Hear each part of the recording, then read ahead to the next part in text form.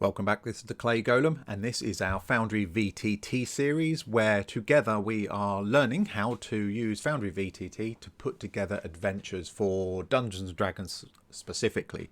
Obviously a lot of these tools are applicable to other games as well, but we're focusing on D&D here.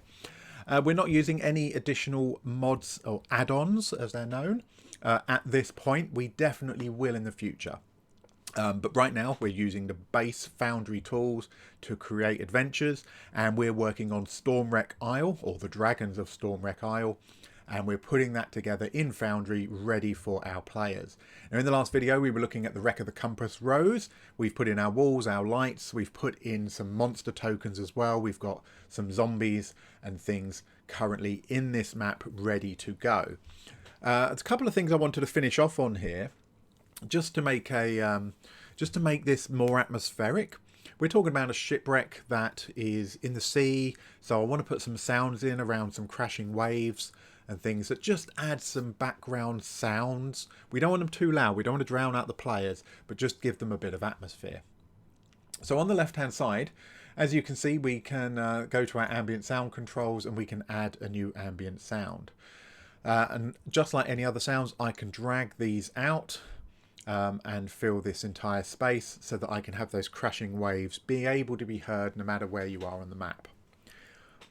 But look, there's a problem, and that is our walls are set not to let sound through. So what that means, of course, is we're going to have in the bottom right, we've got the hold is blocking, so when you're actually in the hold you're not going to hear those noises. Same with the lower deck and the main deck, those walls are blocking the sound. We've got a couple of choices. We can either go and edit all of our walls to say let sound pass through, and that absolutely would work. We could do that. It might cause problems where if we've got the party split up and there's noise from one area and they would be able to hear it when they shouldn't. So that's not the best solution. So we really ought to, rather than using a workaround, come up with the best way to do it. So I'm actually going to get rid of that. And I think in the top right, you can see here, I'm on playlists. And I think we should be able to create a playlist for this scene that will play when we're in this scene, regardless of where anybody's standing and without worrying about that. So if I click on my scene and go to Compass Rose and go to Configure, under this Ambience tab, happened to already be on, this is where I can select a playlist. Well, we haven't got a playlist yet. So we need to create one. So that's why I believe what we need to do is come over here to playlist and create a new playlist. And I'm going to call this, perhaps I'll call it the Compass Rose. So I know exactly where this playlist would get used. Sequential playback. Well, I'm intending to have a background sound that just plays again and again, and only one of them. So it's going to loop it. So I'm going to include that. I'm just going to have that in there anyway. Simultaneous playback makes it seem like it will play all of them at the same time. Not sure we want that, but we can certainly look at that possibility. Let's leave it on sequential playback for a moment. We can put a description if we want. I don't need to. I'm going to update the playlist. So now at the top right, yeah, look, we have a folder for the Compass Rose. And in theory, that is where we will drop all of or any of our music, etc., that we want to be playing in this scene. And at the moment it's sequential, it will go through them one at a time. Little plus there looks promising. It says create sound, so let's click on there. And indeed, so we can give this a name. So I'm going to give it waves, and I can select a file. Now, some of these ones I uploaded when we were looking at the caves, we don't actually want to use any of those. I want to choose a new file. And I want to go into sounds. And I managed to find this Beach Waves Calm, which I thought was suitable for this. It's just an MP3. Found it online, free to use. Open that. And then we're going to select file. We can adjust the volume here. We want it to repeat. We don't want it to fade. Update track, hopefully that is it. So if I just open that folder, we can see we've got waves in there. Now if I click play,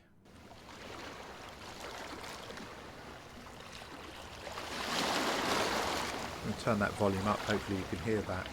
just sounds like fairly gentle lapping waves. So it's just going to give us a nice bit of background, a bit of ambience for our players. Now the fact that let me stop that. The fact that we've created that playlist, of course, we haven't told it to play it. So if I go to Scenes, right-click Compass Rose and configure under that ambience, we should hopefully be able to pick Compass Rose Playlist and select the sound we want, which is great. Of course, we can select weather if we want to as well. I'm not going to. Save changes. So in theory, when the players are on here, that sound is going to play in the background for them all of the time. The waves aren't going to go away. So that's not a problem at all. I did download another sound that I was thinking of using for this, and I think it's slightly more appropriate that it is blocked by some of the walls and things like that, especially when you're inside. I can imagine no matter where you are in the ship, you're going to hear those waves. So let's create one. We'll create it in the middle here to start with. I'm going to create it quite big, and I'm going to select this one here. We're still in our sounds. I want to choose my file, and it was this seagulls one. So this idea, and there's a reason why I'm doing it like this. So we just looked at the sequential, the sequential way that we can do with our playlist, but I don't think that's what I want to do with this. The reason I'm thinking is, so if I select my, let me just double check. Nope, I don't want to do that. So we've got the radius of effect, volume easing. I don't want volume easing, because the idea is they'll be all over the place. I can actually, look at that, I can actually turn it off and say it's not constrained by walls anyway. I can do it from here, so I don't need to update the walls. There we go, something learned. So my background music, we could have played it directly from here without using the playlist, but that's great. We've looked at playlists as well as looking at this.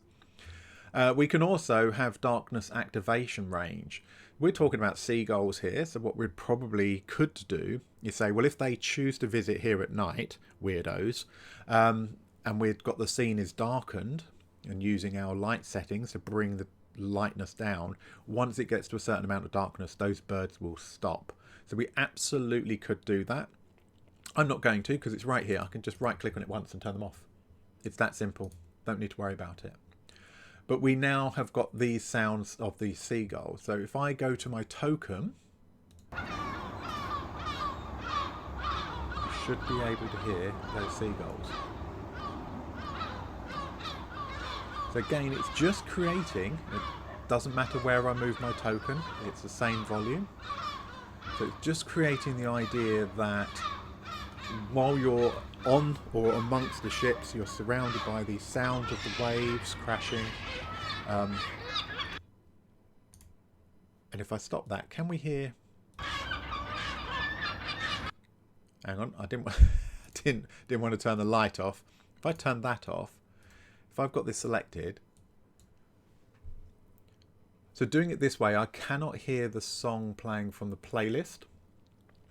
So that's really something I might only be able to check.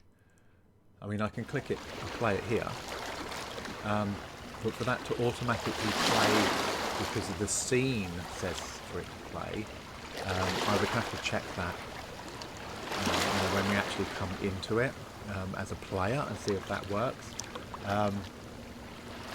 But having said that, now that we know that we can set the sounds with not using walls, I'm going to do that method instead. So I'm going to ignore that playlist. We'll worry about that later. We'll probably delete it and get rid of it if we don't need it for this purpose. We will use it again, perhaps for the village or for settings like that. Whenever they're in that scene, a particular music plays, just to give some background. But we've already got an idea of what we want for this, and it's not music. So we've got our seagulls. I'm going to create a new one right next to it. Okay, now again, volume easing, nope. Constrained by walls, nope. And select this one, and for this I wanted beach waves calm. And I can select that. We've already got it uploaded. I can set the volume for this so I can have that a little bit louder if I wanted to. Okay, and I can save that there. Now I'm going to move them slightly different places for a very good reason. So now if I go back to my character and we select them, we can hear the birds and we can hear the waves at the same time. Now again, when we later on, when we log in as a player and we check all these scenes are working exactly how we want them from a player point of view, we'll check those volumes and we will tweak them. The reason why I wanted these two sounds, especially the seagulls, on here is because when they have been through the ship and they're on the way back up, remember on the way back up is where this harpy appears. So to add a bit of drama, what I want to do, just check which one is which, is I'm going to turn off the seagulls. I'm going to leave the waves, they're going to be making their noise all the time. But as they head up and they start to leave, I'm going to turn off the seagulls. The idea is all those gulls are leaving, the harpy comes back, those birds leave the area. That makes sense. I'm not going to mention it to the players that that's what's happened. They may or may not notice. It's like, hang on, what happened to the birds? And that might just give them an edge. It might stop them from being surprised or something like that. So it just gets them invested in listening to their environment rather than just the verbal descriptions. So I'm going to leave those two on there. I'm just going to check which one was which. I want the top one to be the seagulls. So I know which way round they are, so I can just mute those whenever I want. And that's instantly going to stop those seagulls. Of course, what I could do is I could come in and I could reduce the volume a bit, but that's going to be too difficult. I'm just going to suddenly cut those seagulls off as they all just go. So I think this scene is now complete. I like the idea. We've got some sounds. We've got all of our monsters and everything in place, which is really good. So I'm going to pop back to the Seagrow caves now, which we've already looked at. And we had some sounds here that we were playing with. But I've got some other sounds that I downloaded that I want to have a look at.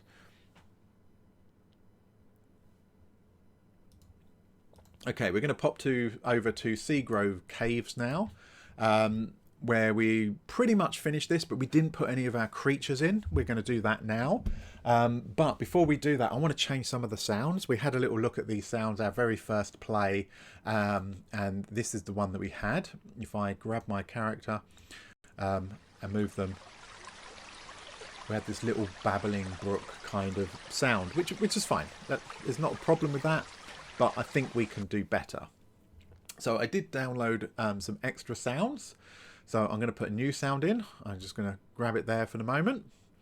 And I'm going to select it. And we're in our sounds, choose file. And as you can see, I brought in some dripping water in caves, a river sound, running water. So a few different things. And I got this waterfall one. So I quite like this. So I'm going to bring that one in. Save that. Volume easing, absolutely. Constrained by walls, yes, because you're not going to hear through this solid rock. Let me move it somewhere where our character will be able to hear. I'm going to mute that one and then bring our character in. Whoops, grab our character.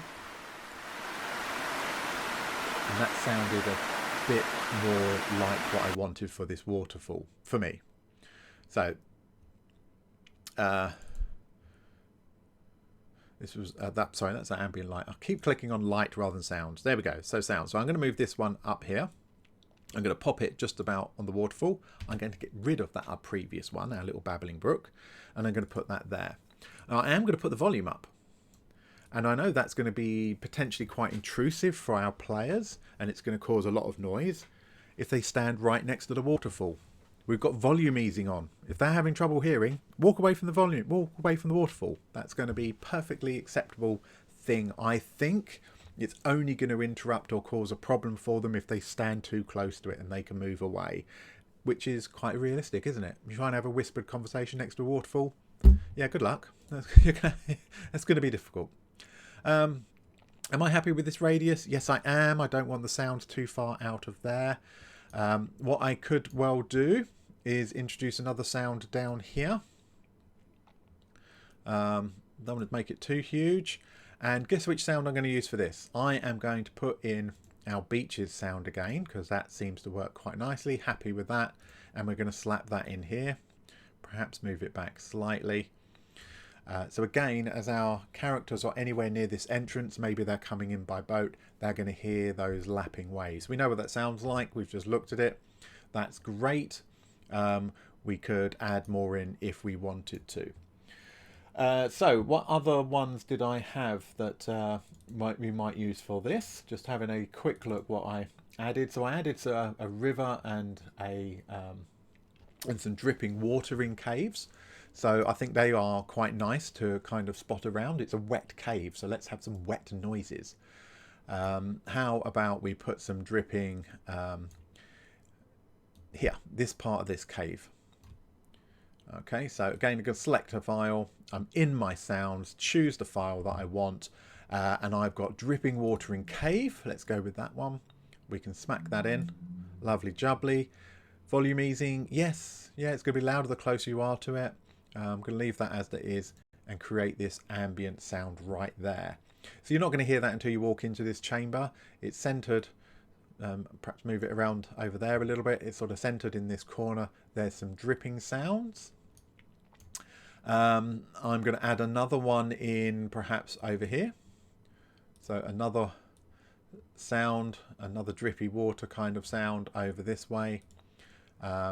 So we did dripping water in cave. Now I'm going to select my droplets in a cave, which was slightly different. And we're going to put that one in there as well. Now we're going to walk around with our character in a minute just to see how that sounds for us. Okay, so as they move around different bits, it just gives them that impression that it's, you know, it's a wet place. It is going to be a wet place. And the last one I want to put in is one that represents this water that's flowing up here. So yes, we've got sounds overlapping each other. Not a problem. I hope it's not a problem. It shouldn't be. And the one I want is, I'm going to select one that I downloaded called River, because it was just like a bubbling river rather than a torrent, which seemed to make sense for this. So again, selected that. Volume easing, yes. So the closer you are to it, the louder it is. And is it constrained by walls? Yes, it is. And we're not using any darkness activation for this because running water is running regardless of daylight. Okay, so we've got some different sounds in. We've added this in, lots of more ambience. So let's go to our token control and grab our token and have a listen. So as we walk out this side,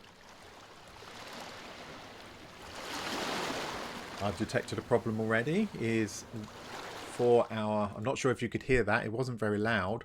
For this one we had volume easing. We don't want volume easing. If they're in that area, they should be able to hear it. We don't want it getting louder as we get to this weird central point. So let's just update that. We do want it constrained by walls still. Go back to our character.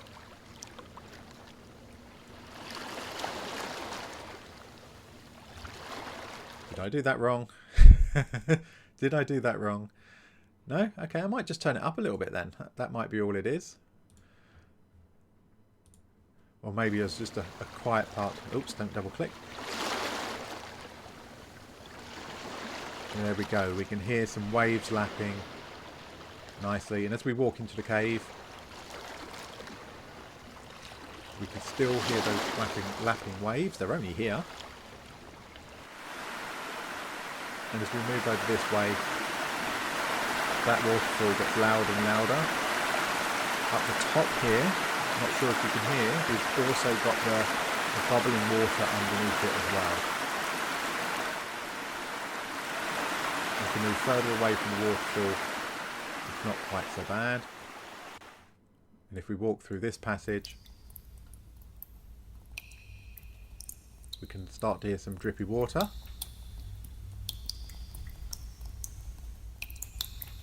Just that little bit of background just adds a little something. Again, that quietens as we walk away from where that's dripping.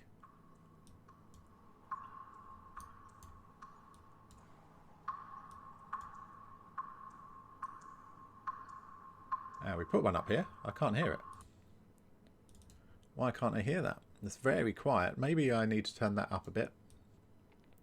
Maybe it's just a particularly quiet sample. Let's try that again.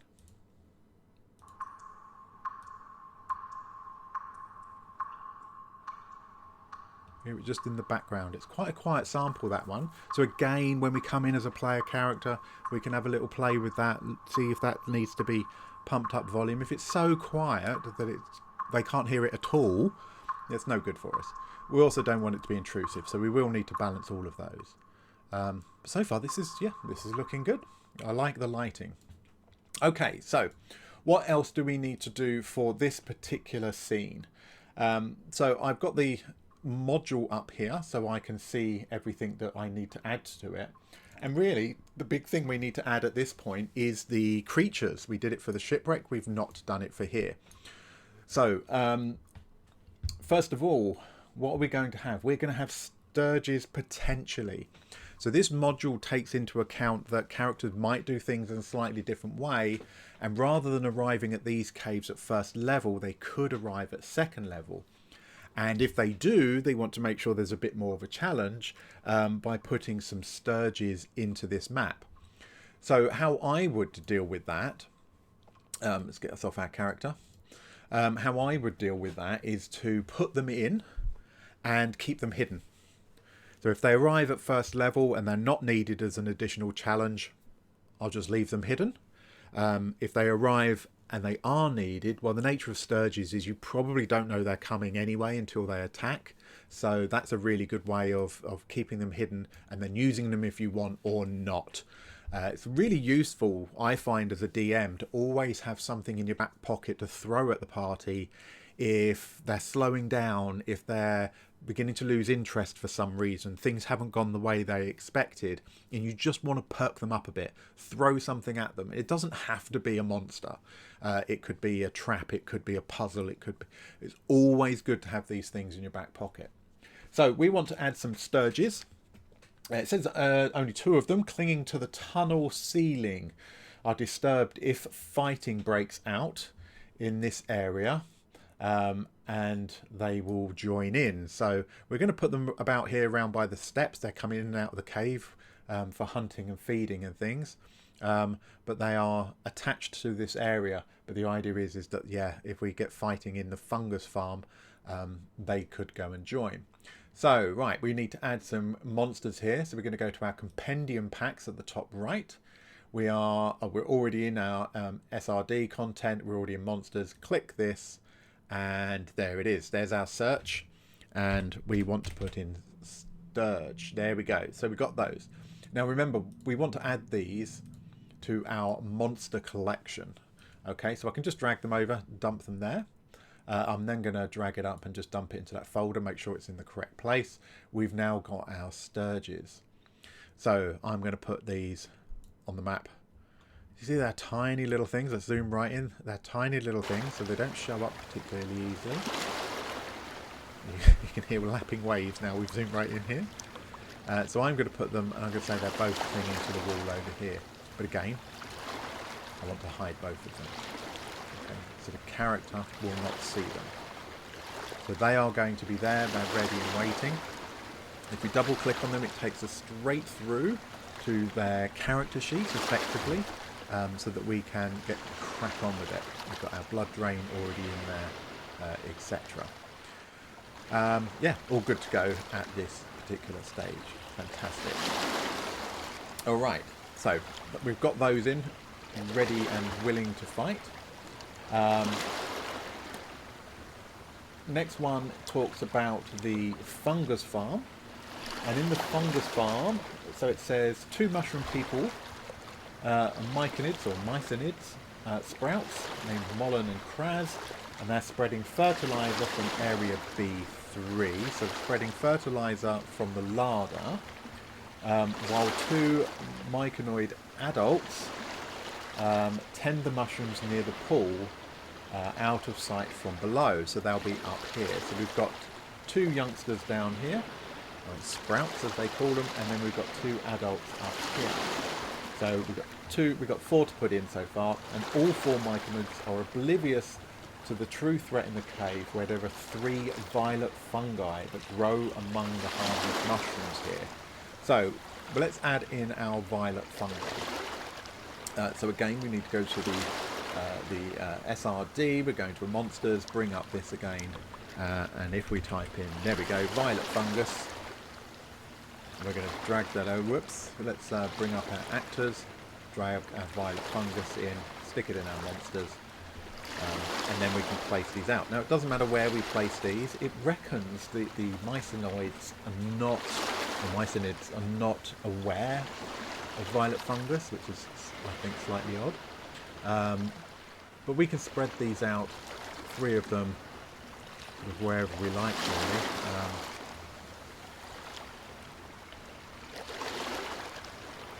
Now we could put them all together, but I think it's perhaps nicer to put them like that. Now, if the mycinids are not even aware of them, then the chances are they're not obvious at all, so we need to hide those. Again, we can double click on them, brings up their character sheet. You can see the features about rotting touch, as we can't accept them. Okay, so we've got those in. Now we need to put our myconids in. So if we go to the SRD, we bring up our monsters again, and we want to bring in, we've got mummies, and we've got mummy lord.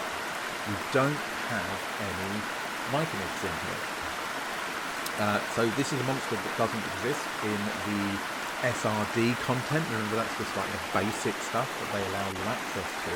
It's a bit funny that you've got monsters in this starter module that aren't available through the starter set. I think that's slightly weird. We've got violet fungi, but they haven't got some main characters. So we need to put some in. So we need to create our own actors for this. Now, the idea is these are supposed to be NPCs. They're not monsters per se. And I wonder if that's the problem. I wonder if, rather than monsters, if they put them in something else. They don't being creature features. That's only going to be racial things in there rather than actual creatures. So we're going to have to create our own actor. Now remember, we can, like with our monsters, we can call the same one as many times as we want. So we're going to create a new actor. We can call this mycinid Sprout, just make, whoops, Sprout. Yep, brilliant. I'm going to make this a non-player character. And I'm going to pop it in the NPCs folder. Okay, so we're going to create that person here. Alright, so we've already got a token. So what I will need to do, I'm going to do it outside of this video, is I'm going to do a little Google search, look at some pictures, find some images, and we're going to be able to assign it to this myconid Sprout. And then we'll have that. So if I look at our actors in our NPCs, we've got our myconid Sprout here. We want to create another one though, which is for our myconid adult. I'll just call it adult. Again, make sure it's a non-player character. We're going to put it in NPCs, create this one. So we've got exactly the same thing. Now, of course, apart from putting some nice pictures in, this is a standard sheet without any stats and things like that at all. So everything's just very base. So what we will need to do is, thankfully the module actually does provide that information for us and tells us about it. We can start applying some of the traits and things for this. It tells us a few things about it. So let's see what we can do. And I've not done this before. If we look at monster features, hopefully we can find some of the things that we have. So, what abilities does this have? So it has dark vision for 120 feet. So if we scroll down to D, can we find dark vision? No, we can't. But that's okay, because we can set dark vision differently using a different method anyway. Is it under features? But under vision we'll be able to do that. So if I close this, go to my actors and go to my adult, and how do we do this? If I double click it, that opens that. If I double right click, it's only ownership. So we're going to have to do it through here, which is fine. We just need to work out exactly what the best way to do that is. Okay, so we can't find that one. What is the other one it has? So it has dark vision. We can update and say its constitution is 12, we know that. It's got intelligence of 10, it's got wisdom of 13, we can do that, and it's got a charisma of 7. Yeah, not always welcome at parties. Does it give us any? It's got speed and movement of 20, so we can do this. And that's a walk speed only. Yeah, okay, brilliant. So we've got a movement in here. It's got natural armor class, which gives it a 12. Natural armor 12. There we go, brilliant, that's good, we've got that in there. These come with 22 maximum hit points, so we can easily change those as well. So remember, this is the default template we're updating right now, and then every time we pull this token into the world, into our map, it will create a copy of this. So we're going to do one adult and pull it in as many times as we want. Other things we need, right, sensors, dark vision, languages, challenge rating, don't need to worry about that. Proficiency bonus 2, yes it is. Challenge rating, actually, it should be a half, so we can put that in, that's not a problem. But some of the things it has things like distress spores. Now I can't imagine we're going to have that already in here, no we haven't. Sun sickness, I can't imagine that's going to be in here as a monster trait, because this is very specific to a creature rather than being quite a generic kind of thing. So if we haven't got them in as a monster, we're not going to have them in here. Sunlight weakness, is that this? So they, while in sunlight, it has a disadvantage on ability checks, attack rolls and saving throws, and it dies if it spends more than 1 hour. Let's pull this across, and then we can open this up. A disadvantage on attack rolls, ability checks and saving throws. Brilliant. So sunlight weakness, it's called there. They've called it sun sickness in the module, but it looks like it does the same thing. So we've just dragged from our monster features, dragged it onto the character sheet, and put it in there. It's brilliant. Okay, so its actions it has a fist attack. Now we're not going to find fist attack, I can't imagine, because that's very specific. It's much more likely to just be under unarmed. Unarmed strike, legendary, we don't want that, so we won't put that in. Pacifying spores is another one of its features we don't have. It won't be in here. Nope, and we have rapport spores, which are not necessarily attack, it's just a feature. So, as you can see, because the monster's not already in the SRD, we have to build this pretty much ourselves from scratch. But we've got features. We can add new feature. I can edit this feature and I can change it. So I'm going to call this, what did we say? We said distress spores was one of them. So we're going to create distress spores. And because I own the module and I've got the stuff right here, I can actually just copy this straight into this description. Say, right, when myconid takes damage, all other myconids within 240 feet can sense its pain. Okay, so it's not a combat ability, but it does mean that other things are aware that it's been injured, so we can pop that in there, which is great.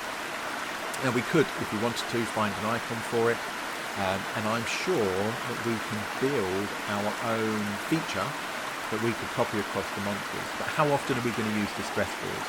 Probably not very often at all. If we were doing a big campaign that involved lots of different myconids, we might want to create that as a special ability rather than only having it on the other. Okay, so we also know that under attacks we need to put something. So its attacks, its actions, we want fist, as they've called it. The punchy. So we can put that under there. And now this is telling us about melee weapon attack and everything else. So going to details, weapon type, natural. Yes, it is a natural weapon. Attunement not required. Proficiency automatic. Well, I guess automatic means automatically proficient. Is it equipped? Yes. Is it identified? Yes, I'm sure they've identified their own fists. What weapon properties does it have? Ammunition, finesse, firearm, heavy, light, loading, etc. We don't need any of those. Nope, we don't, which is great. Activation cost is going to be 1 action. I think I'm doing this right. Activation condition don't need. Target is going to be enemy, or is it just creature? So target any creature. It targets one creature. I think that's correct. Its range is going to be in feet, so it's 5 foot. Oh, is it that? What does that make me one? Yep, range 5 foot. Okay, because of that reach that we've got, same as most melee weapons. Duration not relevant. Limited uses, no, you don't run out of arm, which is good. And then at the bottom there we've got attack type. So we want to change that to melee attack. Let's pull this back up so we can see it again a bit clearer. So by changing that to a melee attack, it's now giving us the ability modifiers we're going to use.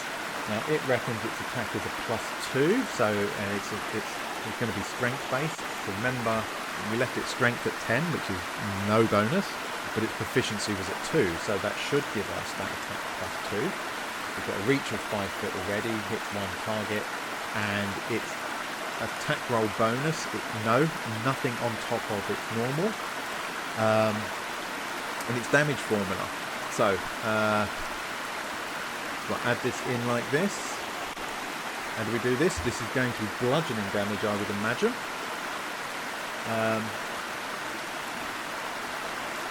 So it's going to be, damage formula should be 2d4, and I think it's, how do we do this? There's a thing you put, and I think it's plus at whatever, something. Something to show that it will automatically add on strength bonus and things. Now in this case we don't actually need to use that because it hasn't got any strength. If we look up at the character sheet, we'll see that actually when you're using the weapon, it will say the weapon damage plus the strength thing. For this we don't need it, but we'll need to check what that happens. Does it have versatile damage? No, you don't get bonuses for that. However, this also does an extra 2d4 worth of poison damage, this particular attack. So I'm wondering how do we do that? How do we say that this does 2d4 bludgeoning plus, oh look, there we go, we can add different ones on as well. That's good. So 2d4 bludgeoning plus 2d4 poison. Hopefully that is what we need. No specific saving throw associated with that, I don't think. I don't think there's a DC against that poison damage. It just is. If you suffer poison, you suffer poison. Full stop. Okay, so I think we're done there. I don't have a save button. We can put a chat message in here. So when they make this attack, it puts something else in the chat as well. It might be, or you feel sticky, or that really smells, or something like that. I'm not going to bother with that. What do we have in effects? Temporary effects, passive effects. Okay, so this might be an area where you can add for a fist attack. What does it? Oh, I see. It's going to transfer effects. Like, we don't want that. Let's get rid of that. Let's do that. We've got everything we need in here for now. All right, so let's close that. We now have a fist attack, takes one action, so we should be able to use that. When they're actually going to make that attack, yep, natural equipped, not proficient, attacks one creature, one action, 5 foot range. But not proficient. I don't like the fact it says it's not proficient. I think we left that as proficiency automatic. We want to say proficient for that. Definitely want that to say proficient. Okay, yeah, it says proficient now. Okay, so we've got a couple of other things we want to add on here that come under actions. So under here, now, ejecting spores. So let's edit this one. A couple of different ways we can do that apparently. Is pacifying. Whoops, a day, we can't type. Pacifying spores. Alright, so we need a description of this. We're going to put in the description. I'm going to copy it straight from the monster stat here so I can see all of the information that we need, and you guys can see it as well. It ejects spores at one creature it can see within 5 feet of it, so basically within melee range. Target must succeed on a DC 11 Constitution throw or be stunned for 1 minute. The target can repeat the saving throw at the end of each of its turns, ending the effect on itself if successful. That's quite powerful, isn't it? Yeah, lovely jubbly. So we've got that in there, but this is in as an action rather than, we probably need this in as an attack, don't we? Let's see if we can put this in as an attack, see what that does for us. So that was pacifying spores. Okay. Doesn't matter about that. We were under the details. Weapon type. So what is this? This is basically melee range, isn't it? So we'll call it, let's say it's simple melee, improvised, natural. It's a natural weapon. Base weapon, we don't need one. Attunement not required. Proficiency, yes, it's proficiency. It's proficient with its own body. That's definitely always going to be a thing for these. And it's not a weapon, so we don't need any of those things at all. It doesn't have reach. It doesn't need a focus. Okay, but activation costs is, it says it's, you can do this 3 times per day, but this is a, just check, so this is an action to do. So we're getting 1 action to do this. Activation condition we don't need. Target 1 creature. Okay, yeah, that only affects 1 creature. Range is 5 feet. Sure if we need to put 5 in both of those, actually. We didn't for the other attack. Duration. Now, this means for the actual use of the weapon, doesn't it? Let's leave that off for the moment. Limited usage. Yes, it's per day. It can use this 1 of 3 per day. So every time it uses it, it's going to use basically 2 charges of that. Resource consumption. We won't worry about that. So as a DM, the chances of it being able to use that 3 times, if they get into combat, the chances of each of these using this, being able to use this 3 or more times before succumbing to the party or before the party's forced to flee and come back a different day, very, very unlikely. So I'm not too worried about that. I can handle that as a DM really, really easy. So, attack type. Target must succeed on a saving throw. So is this going to be direct to effects? Let's have a look. Attack type. So is this effectively a melee spell attack, I think? I don't think saving throw. It makes them make a saving throw. They need to make a constitution saving throw. Damage is basically being stunned, so they're not going to cause that. But now I'm a little bit worried because we've got this ability modifier, touchdown saving throw, constitution, so it's got saving throw here as well. And we know the DC is going to be 11.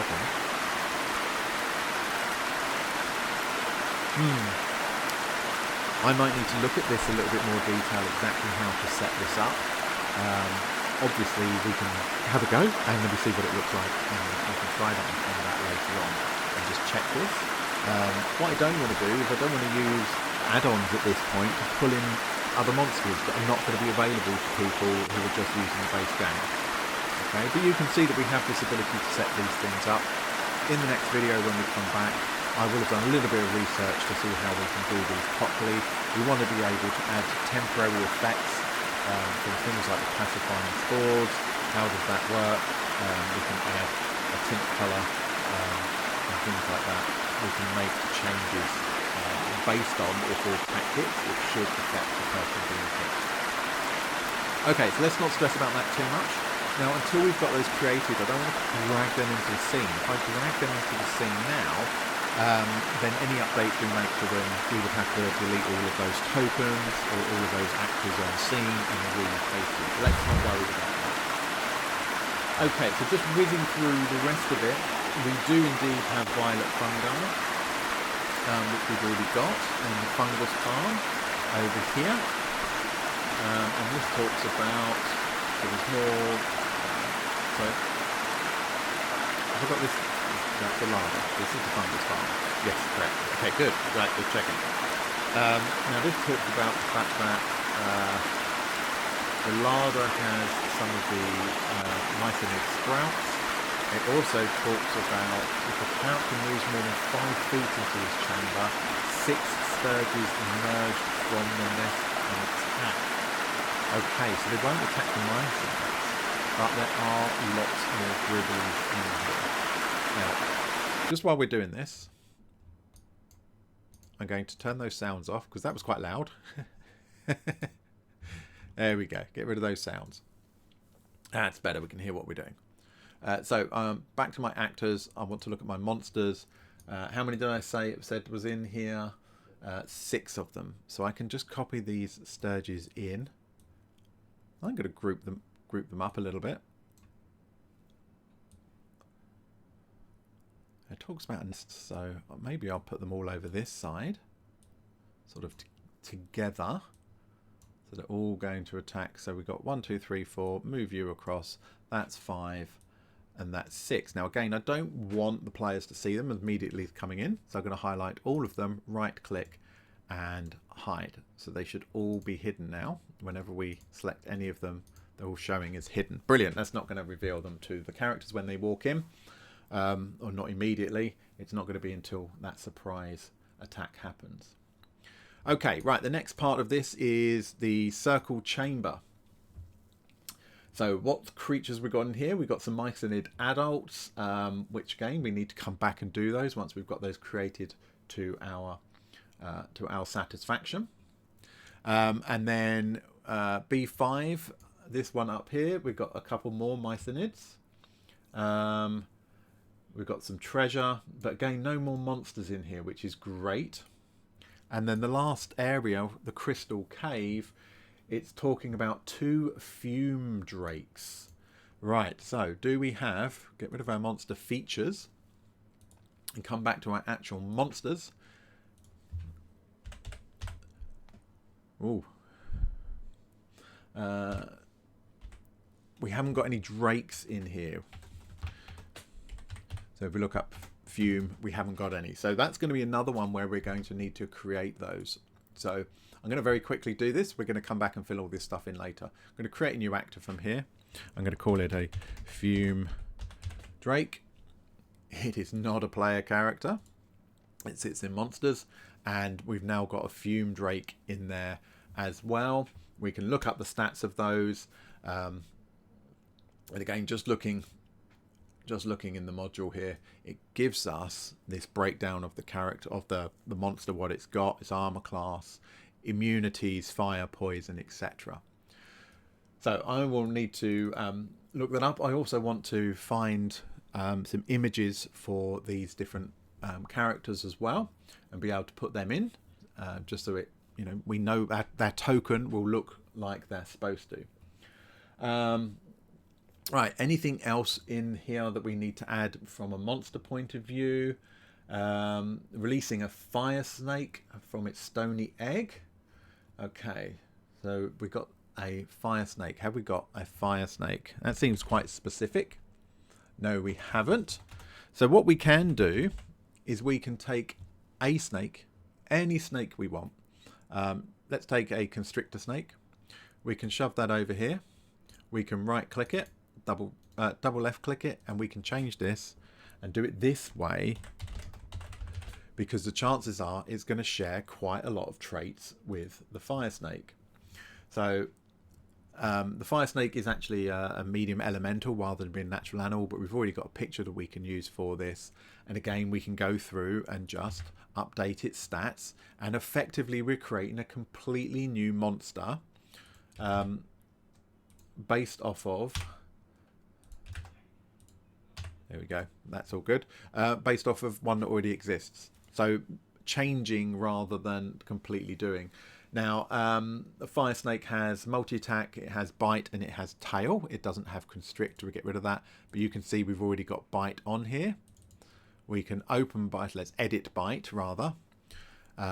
and under details we can see how this is set up, with it being a natural weapon, no attunement, it's automatically proficient, and it's equipped. Yes, it's equipped with its own mouth, which is good. One action on that attack. Target, see it says none here, but then it gives range for it. So that's interesting. It has none target for bite, so I guess we don't need to specify for that in future if we don't want to. Doesn't have limited uses, but down here is where we start to see the actual attack block. So it's a melee weapon attack. It's using strength for it. Attack roll bonus, not necessarily at all.